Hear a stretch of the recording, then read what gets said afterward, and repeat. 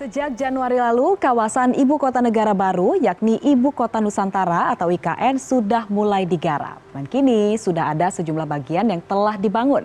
Mari kita lihat apa saja yang sudah dibangun di sana. Ibu Kota Nusantara dibangun di Pulau Kalimantan, tepatnya di Kalimantan Timur, yakni di Kabupaten Penajam Pasir Utara. Nah, langsung saja kita lihat kawasan inti Pusat Pemerintahan atau KIPP di Ibu Kota Nusantara. Kompleks Istana Negara menjadi inti dari KIPP, di mana kompleks istana ini dibangun di lahan seluas nyaris 50 hektar. Istana Negara IKN memiliki nilai kontrak lebih dari 1,3 triliun rupiah, di mana di dalam kontrak kerjanya, pengerjaan Istana Negara akan selesai dalam kurun 720 hari. Istana Presiden ini digarap sejak Januari 2023 dan kini sudah mencakup 23%.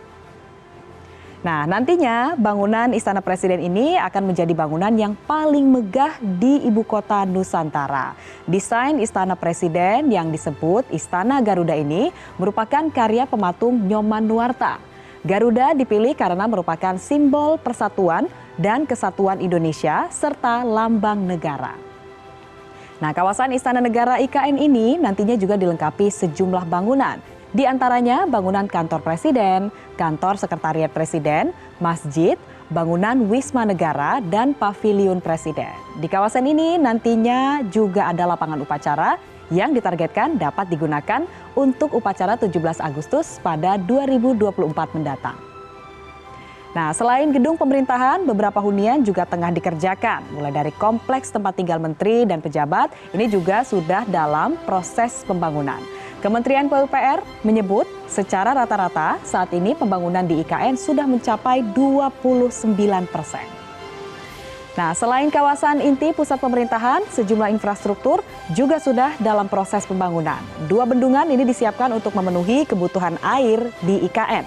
Salah satunya adalah Bendungan Sepaku Semoy, di mana hingga pertengahan Juli, kesiapan bendungan ini sudah mencapai 93%. Nah, targetnya bendungan sepanjang 450 meter ini sudah beroperasi pada Agustus ini dan diprediksi hingga 2030 IKN membutuhkan pasokan air 5.000 liter per detik.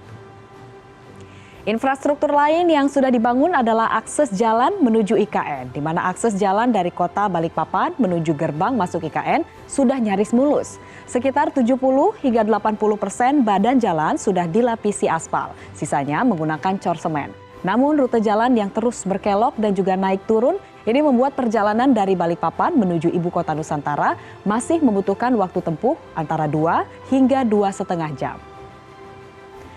Nah, untuk memangkas selama waktu perjalanan ini, pemerintah juga menyiapkan akses tol lewat jembatan Pulau Balang. Jembatan ini akan menjadi akses langsung dari Bandara Sepinggan Balikpapan menuju kawasan IKN. PUPR mengklaim jika jembatan ini sudah beroperasi, maka perjalanan dari Balikpapan menuju IKN dapat ditempuh hanya dalam 30 hingga 60 menit saja. Nah, jika telah rampung, jembatan ini akan menjadi jembatan terpanjang kedua di Indonesia setelah jembatan Suramadu. Jembatan ini membentang sepanjang 804 meter, di mana saat ini pembangunan jembatan ini sudah mencapai 97%. Nah, meski kawasan IKN masih jauh dari kata rampung dan proses pembangunannya pun masih kurang dari 50%, pemerintah optimistis memindahkan sekitar 16.000 ASN TNI, Polri pada semester pertama 2024.